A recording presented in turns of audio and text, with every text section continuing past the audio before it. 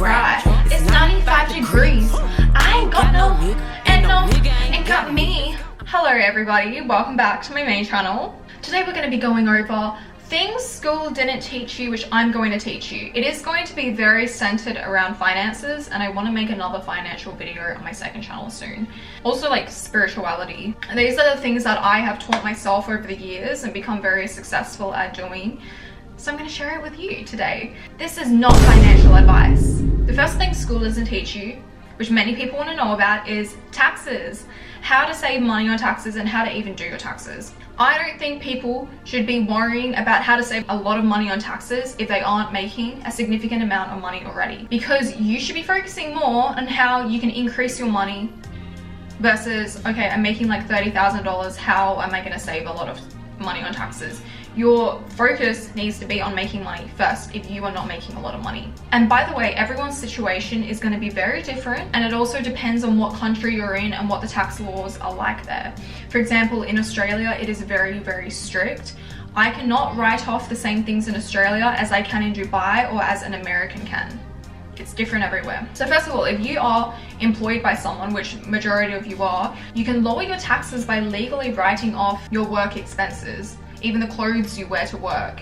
If you have a good reason for that being a write-off, you can work it into your taxes. Additionally, like if you buy a house, depending on where you live, you can get tax write-offs for that. For example, you can deduct the interest as a tax expense. There are property tax deductions, but it does depend on where you live and what the laws are there. If you are self-employed, at some point in your income, you should start a company. So when people say I have a company, it doesn't mean, oh my God, I have a big office with all these people.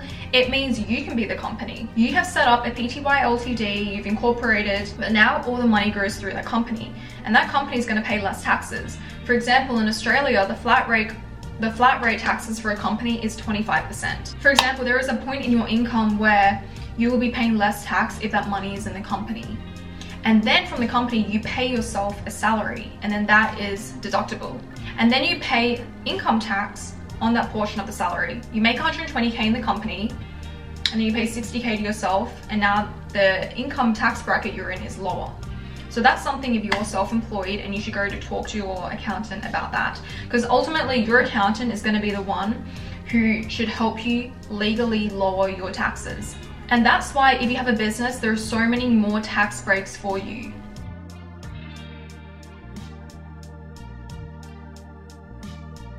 I also want to talk about compound interest and time. This is something my mom taught me at a really young age. I remember being like 8 and she's sitting me down showing me, Simone, if you put X amount of money in the bank or, you know, ETFs, whatever, we'll get into that. This is how much it's going to grow over time. Versus if you start later in life, time is of the essence. Time is what is going to make you a millionaire. You can become a millionaire guaranteed simply through compound investing. If you guys don't know how to invest, put some money into the S&P 500 every single month. And historically, it does grow 8 to 10% on average every single year. And if it dips, don't worry, like that's the nature of the share market, and it always at some point will recover in the long term. Let's say your initial investment is $1,000 and your monthly contribution is simply $100. Length of time, let's put 40 years. And let's just compound that annually. Look at that. That is the power of compound interest. At the beginning, there's not much difference between your principal and the growth, and then it starts to take off. For 40 years, if you invested $100 every month, you're gonna have $332,000. When the initial amount you put in was only $49,000, and that's the power of compound investing. Realistically, a lot of you are going to be adding more money into that over time as well. You're not just going to do 100 forever. As your income grows, you're going to have more money. So you can be a guaranteed millionaire, guys. Guaranteed millionaire. Investing is not just for rich people. School doesn't teach you about karmic relationships. A lot of the time when we're in a toxic relationship, it's usually karmic. It can be a toxic friendship as well, even with our parents. And it means you need to learn the lessons in that relationship in order to ascend to another level. If you don't learn, it's going to keep on repeating. People will be like, oh, I'm so attached to them, I don't know why. They are my twin flame. I need them in my life. I can't live without them. Knowing how toxic it is and how much it's destroying them, and they don't leave. And some people confuse this for love. You're just in a toxic karmic relationship. And if you don't learn, you will be tested again and again and again until your next life. And you know what's worse? If you don't actually clear this karmic debt and you don't learn, you might even get sick. Or like bad things in your life just start to happen. And that's a much deeper video, but that's the basis of it. And the reason a lot of people don't meet their soulmate and they have such failed relationships is because they never learn. How can you expect to attract your divine partner if you are just down here? You can't. You need to expand yourself so you can bring them in. And people just repeat patterns. Oh, why am I always with a man who's like this? Why am I with a woman who's like that? Because you're fucking not changing. If you think you're gonna be alone forever and not meet your soulmate, you might be if you don't change. I was so deep in a karmic situation once that I used a psychic to tell me what I should do, and the psychic was literally like to me, do not message this person because XYZ thing will happen, and you're basically going to repeat a cycle.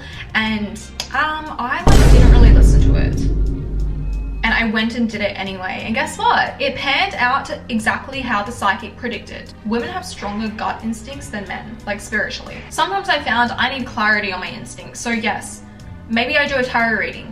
Maybe you're religious, you talk to God, or maybe you talk to a psychic just like how I did. But I found when I need clarity, I can go to the sponsor of today's video, Psychic Source. They've been an incredible resource that I personally used to connect with my belated father, which I really struggled with that last year. It brought me a lot of healing when a psychic was able to connect me with him, gain insight into my life path. They've been the oldest and most trusted psychic service with over 35 years of experience. They set the highest standards in this industry.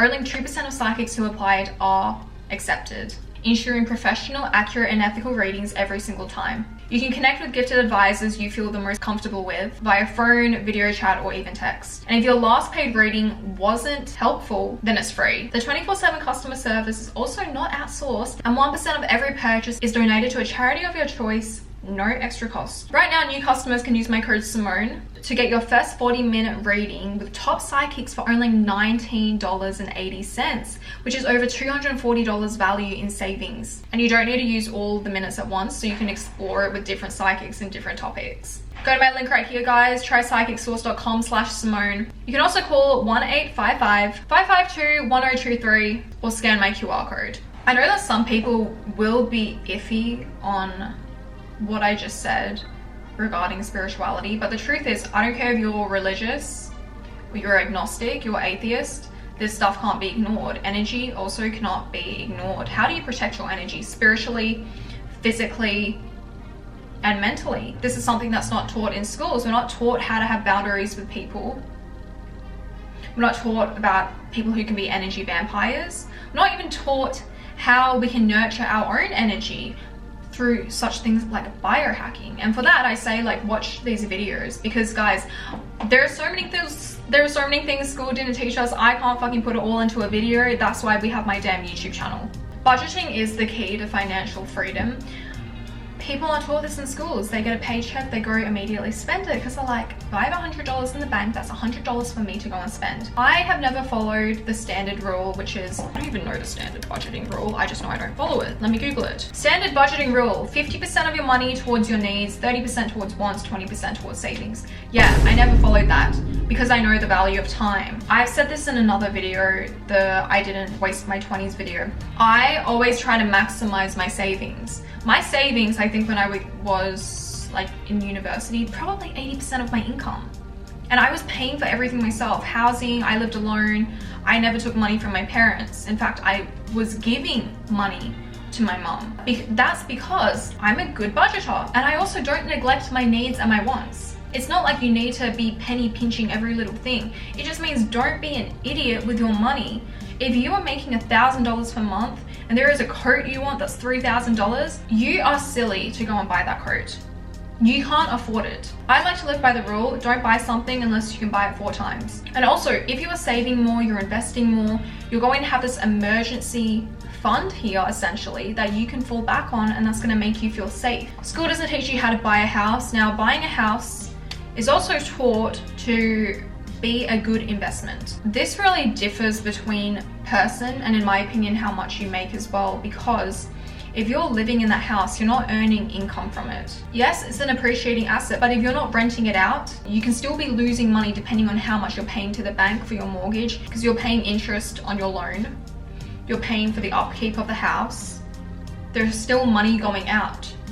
So you need to think about whether it's better for me to buy a house or whether it's better for me to make more money, put that into the stock market and grow that. But if you do choose to buy a house, depending on where you live, it can be used as a tax deduction as well. And there are also things like first home buyers grants.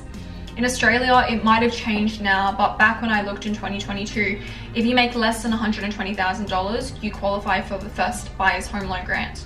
So definitely take advantage of that if you're looking to buy a house. And the basic principle is you don't want to buy the biggest house in the worst area. You want to buy the worst house in the best location.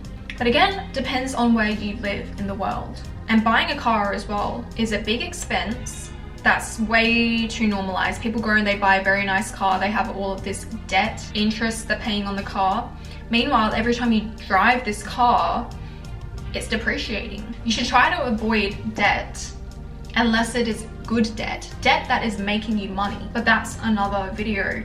An example of something that can be seen as good debt and bad debt is credit cards. I know in America, credit cards are like shoved down your throat since you're in university. It's not so much like that in Australia. Your debt from an early age can like literally fuck up your life. So try to avoid it as much as possible. If you don't need that degree and you don't even know if you want to do it, don't go to uni. Find high income skills. You can build your own career off of that. Watch my other videos. Okay, secondly, credit card debt. If you are not repaying back your credit cards every month, you're gonna have a shitty credit score.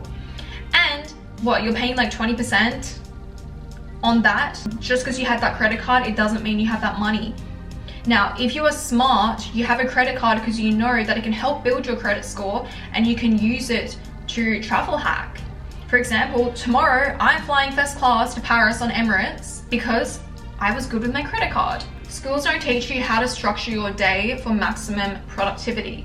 And this is why we have the life formula, which is, bro, I don't even want to call it a journal. It's just life-changing, and everyone who uses it says it's life-changing. Best $13 if you buy the digital version, or $30 you'll ever spend, because you can't be productive with just a to-do list. We're not taught how to effectively structure our time. And this is something that took me years to figure out, which is why I made my journal. Our brain will get overwhelmed if we have a huge to-do list of everything. We need to organize it into categories like priority, radar, this is what I put in my journal, things that are at the back of our mind. And then we can time block it. And that's because we're kind of taught to just do more, like not work effectively, not study effectively. School doesn't teach you about emotional regulation and attachment styles, which I have plenty of videos for, but I just want to really quickly touch on attachment styles and why it's important we cover it in schools. If you did a psychology course in school, you would have talked about it, but for the vast majority, you didn't learn it. People grow up and they get into shitty relationships attracting the same people and they wonder why. My friend the other day, she was saying to me, like, my boyfriend treats me so well, but I don't want to be with him, but I love him, but I want to sabotage. And I'm like, bro, it's because you're an avoidant attachment. And if you learn about this earlier on, it's easier for you to change your ways because your mind is more malleable at an early age. It gets harder to change yourself the older you get. So the basis of the attachment styles is we have avoidant. There are two types of avoidant, a fearful and an anxious. There's a fearful avoidant and a dismissive avoidant. And a fearful avoidant is actually a combination of anxious and avoidant. And anxious is another attachment style. And then we have secure. So if you're anxious, you're super needy. You just want someone to attach to. You look into every single thing they do, and avoidant does that as well. Avoidants, they tend to be the ones who are hurting their partner more. They're not clingy, they need a lot of space, they probably sabotage at a subconscious level. They're super afraid of being left as well. And they're very like out of tune with their emotions because they kind of have learned from an early age to just block everything out and to ignore their emotions.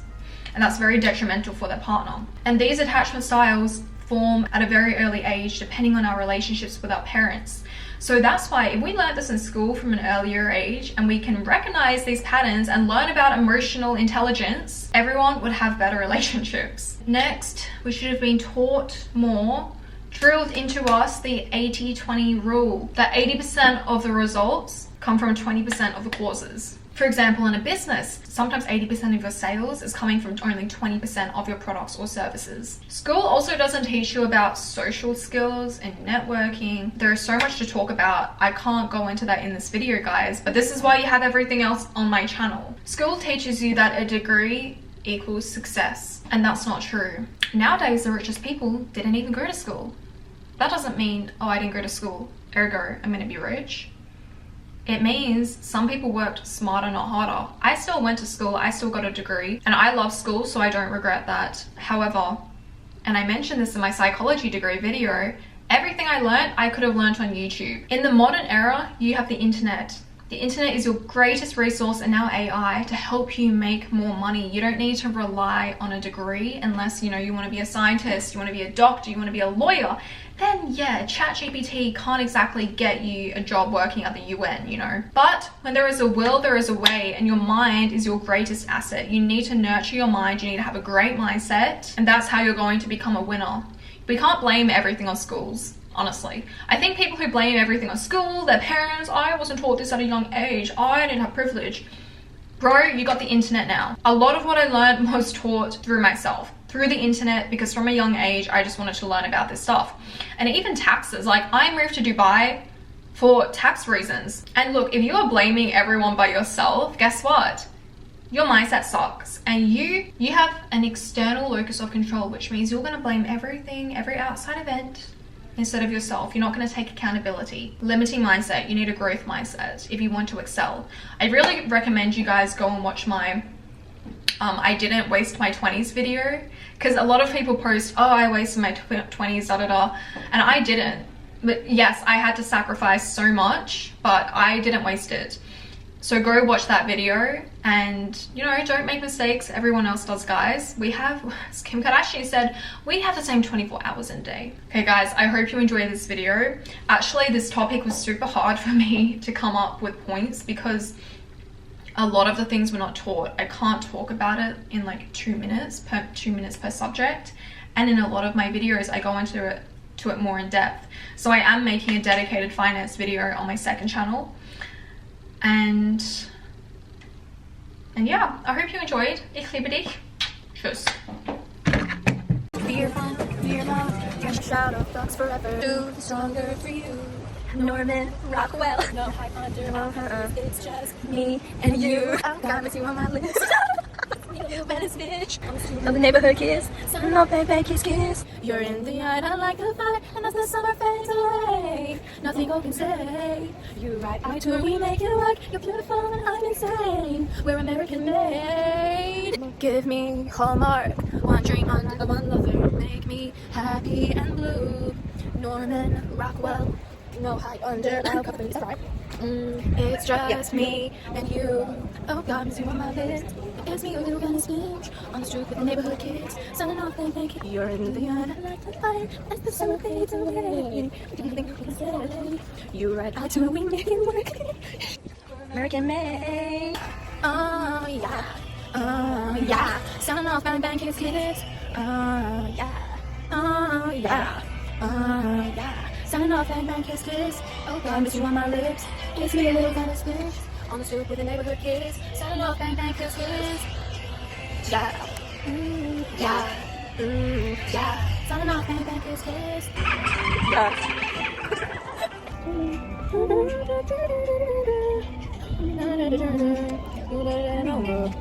Take a second down on. You should probably come over. Hanging around on. You should probably coming over. Oh God, it's on my lips. It's me, a little Venice bitch. Touch me with your fingertips. It's me, a little Venice bitch. Back in the garden, we're getting high now because we're older. In the love of our diamonds, better winds and a clover. Whoa, whoa, whoa, whoa, whatever, everything, ever. Whoa, whoa, whoa, whoa, whatever, everything, ever. Whoa, whoa, whoa, whatever, everything, ever. Whoa, whoa, whatever. Me, myself, I like diamonds, better winds and a clover. Over and over, honey. Over and over, honey. Over and over, honey. Over and over, honey. If you were mine, I'd be jealous of your love.